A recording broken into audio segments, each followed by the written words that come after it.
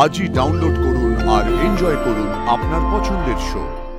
Fan letter আজকাল তো আর পাই না, বন্ধ হয়ে গেছে।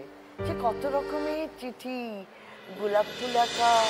যারা জীবনে নানান চড়াই উতরাই পেরিয়ে এগিয়ে চলেছেন, অভিনয় জগতে রেখেছেন তাদের দক্ষতার ছাপ, এমনই চারজন বর্ষিয়ান অভিনেত্রী আজ আমার মঞ্চে। চোখের অভিব্যক্তি, সংলাপ বলার ভঙ্গি তাদের অনবদ্য তাদের জীবনযাপন।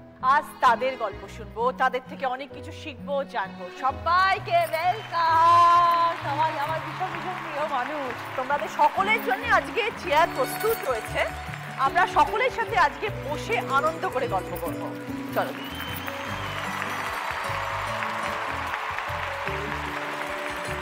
দিদি, এবার তোমার কথা শুনি। কি করলে এতগুলো দিন, কি করছিলে, কেমন চললো তোমার সময়, সেটা একটু বলো। সেরকম কিছু না, বাড়িতে বসে আছি।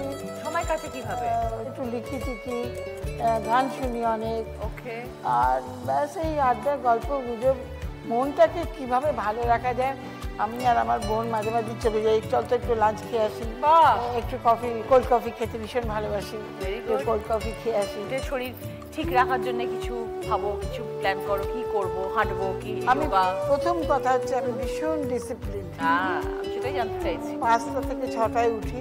আচ্ছা। মেডিটেশন বলে জব ধ্যান করি, জব করি আমি। আচ্ছা। 20 মিনিট 25 মিনিট ওটাতে চলে যায়, শান্তি মতন ওটা করে 1 কাপ চা আগে, চাটা খেয়ে ওষুধপত্র খেয়ে বাই 8 আমার ব্রেকফাস্ট শেষ। কি খাও ব্রেকফাস্টে? নর্মাল ব্রেকফাস্ট, কিন্তু আমার ডিমটা চাই। আমার মেয়ে আর আমার বোন থাকে আমার সঙ্গে। এখন তোমার ডিম খেতে দেয় না? দেবে না মানে ছাড়বো না কি আমি? ডিমটা খাবে কুসুমটা বাদ দিয়ে? না, ওটা চাই।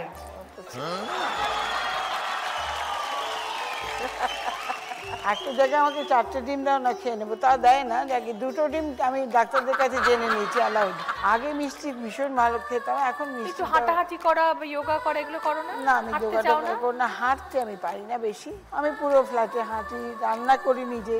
তোমার রান্না, এটাকে বলতে যাচ্ছিলাম এক্ষুনি। আমাদের ইন্ডাস্ট্রির প্রত্যেকটি মানুষ জানেন যে শকুন্তলাদির হাতের জাদু। আমার রান্নার খুব শখ। দৈনন্দিন খাবার তৈরি করো নাকি নিত্য নতুন কিছু ইনোভেশন হয় তোমার? দুটোই আছে, দুটোই আছে। দৈনন্দিন আমার মেয়ে এসছে এখন, পিলু কালকে চলে যাবে। পিলু নিয়ে যাবে আমার রান্না, আমাকে অলরেডি অর্ডার করে দিয়েছে। তেল করে দাও, একটা আমি চিংড়ি মাখা করি, নিয়ে যাবে সব সঙ্গে করে। ওগুলো সব নিয়ে যাবে। এরকম করে আবার চলে যায়। তারপর দুপুরবেলা লাঞ্চ? পিলু এসছে বলে ওটা 1 হয়ে গেছে, নাহলে আমি চেষ্টা করি 12টা থেকে 12:30 লাঞ্চ। তো লাঞ্চ করে তারপর ঘুমাও? প্রথমে খেয়েই শুয়ে পড়ি না। হ্যাঁ, ওটা খুব 1 ঘন্টা আমি জেগে থাকি, 2টোর সময় শুই, 3:30 আবার ঘুম ভেঙে যায়। ধরো দিদি, এতগুলো বছর জীবনে কাটিয়েছো, কত অনুভূতি একটা সময়। এখন যখন বসে থাকো একা, তখন কিরম লাগে? তখন ভীষণ ভালো লাগে, আর প্রচুর খারাপ স্মৃতিও তো আছে, সেগুলো আমি একদম ওইখানে মনেই রাখতে চাও। আর চলে গেছে। তো এরকম একটা এনভায়রনমেন্ট, বাবা ডক্টর, এটা অন্য জায়গায় থাকতে, সেখান থেকে অভিনয়, এটা হলো? অভিনয়টা ছিল আমার ভেতরে। বাড়িতে রেডিও চলতো, আমি তখন রেডিওতে কিছু দুপুরবেলা থিয়েটার হতো, আমি ওখানে বসে খেলছি, কিন্তু হঠাৎ করে হাসলাম জোরে। হ্যাঁ, মা ভাবলো গলায় কিছু আটকে গেছে।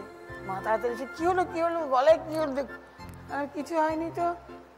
বললো ওরম করলি কেন গলায়? আমি তো রেডিওর হাসি হাসছিলাম। তারপরে পরিবারে কোনো সমস্যা হয়নি? তুমি যখন বললে আমি অভিনেত্রী হতে চাই, তবে তো আমি তো বিয়ের পরে, আমার নীলু যখন 10 বছর, বুবলি 6 বছর, তখন আমার প্রথম ছবি শোনা হয়নি। এত বছর বয়সে কেউ আমার জানতো না যে আমার বিয়ে হয়েছে, বাচ্চা আছে। আচ্ছা, আমাদের জমে উঠেছে, এবার আমরা গল্প করবো রত্নাদির সাথে। দিদি, এবার তোমার সঙ্গে গল্প শুনবো, একটু বলো। একটু আমি একদম বিন্দাস আছি।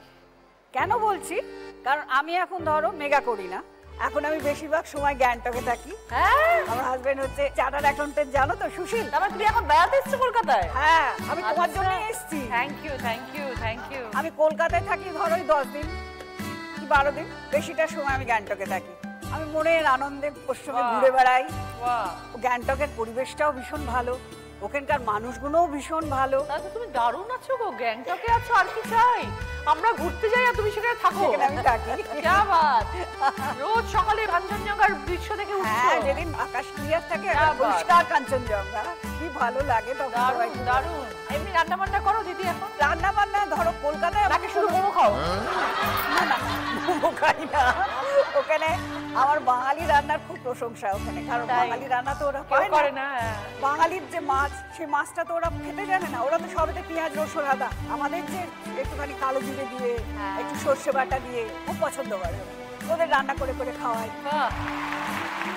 দেবিকা দি, এবার তোমার সাথে কথা বলবো। বলো। আগে তোমার ছোটবেলাটা শুনি কিরকম? ছোটবেলাটা অ্যাকচুয়ালি আমি না শালকিয়ার মানুষ, তো শালকের বাড়িতে আমি ধরো ক্লাস 5 অবধি পড়েছি। তারপর 6-এ আমি কলকাতায় এলাম, দর্জিপাড়াতে আমাদের মামার বাড়ি। সেখানে এসে বিনাপানি পর্দা বালিকা বিদ্যালয়তে ক্লাস 6-এ ভর্তি হই। ওখান থেকেই হায়ার সেকেন্ডারি পরীক্ষা দিলাম। আচ্ছা।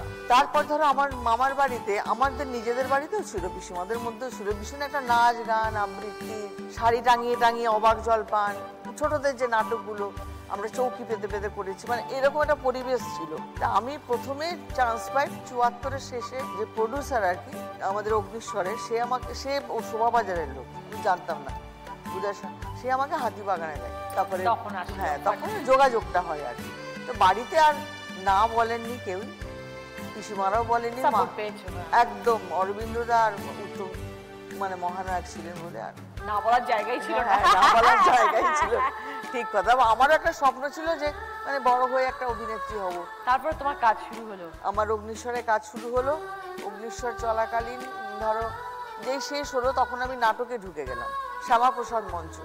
সেখানে আমি প্রথমে নাটকে পেলাম মলিনাদি, আচ্ছা। বিকাশ দা, বাবা। মানু বন্দ্যোপাধ্যায়, সন্তোষ দত্ত, অঞ্জনা ভৌমিক, মানে কেউ বাকি নেই। আমি বাপরে সত্যি তখন তো বাপ। কিছু জানতাম না, আমি শিখেছি কিন্তু হাতে কলম। সুইট 16-এর একটু গল্পটা শুনবো। 4:45 থেকে 5টায় ভোরবেলায় বড়। উঠি আমি। Okay. উঠে সোজা ছাদে গিয়ে আমার অনেক গাছ লাগানো আছে, ওগুলো পরিচর্যা করি। আর আমার মেয়ে আছে, সেও আমার সঙ্গে যায়। এবার ওর সঙ্গে খেলা, দৌড়ি। হ্যাঁ, হ্যাঁ। ওটাই তোমার এক্সারসাইজ হয়ে গেল, দৌড়ঝাঁপ হয়ে গেল একটু। তারপর নিচে আসি, নিচে এসে আমি আমার নিজে হাতে চা করতে হবে, এবং সবাই আস্তে আস্তে উঠলো, তখন সবাইকে চা দিলাম, চাটা খাওয়া হলো। তারপরে এবার ঠিকঠাক করে যে ব্রেকফাস্ট কি হবে না হবে। তবে আমি একটু উপমা খেতে খুব ভালোবাসি। আজকালকার সোশ্যাল মিডিয়া সব ফলো করে, সেলফি তুলছে, ফ্যামিলিদের কথা বলছে। তোমাদের সময় রিঅ্যাকশনস গুলো কিরকম ছিল? আমি কিন্তু খুব লেটার পেতাম, চিঠি। হ্যাঁ, ফ্যান লেটার। আজকাল তো আর পাই না, হ্যাঁ। বন্ধ হয়ে গেছে। সে কত রকমের চিঠি, গোলাপ ফুল আঁকা, হ্যাঁ হ্যাঁ হ্যাঁ। সে মানে লাভ লেটারের মতন আর কি। তারপর অটোগ্রাফ। আজকাল তো খালি সেলফি। হ্যাঁ। দিদি একটা সেলফি। আরেকটা কি হয়েছে বলতো, মানে একজন স্বামী স্ত্রী, আমার তো বন্ধুই ছিলাম, মানে ও জানি যে এরা হাজব্যান্ড ওয়াইফ, ওর গল্প করলাম। 5-6 বছর পরে আবার দেখা হয়েছে, অন্য একজন লোকের সাথে দেখছি, বা অন্য মহিলার সঙ্গে দেখছি, বলতে পারছি না তার আগের নামটা, যে তোমার বউ কোথায় গেল। অন্য লোকদের কাছে শুনলাম যে ওই এখন ওইটাই ওর বউ।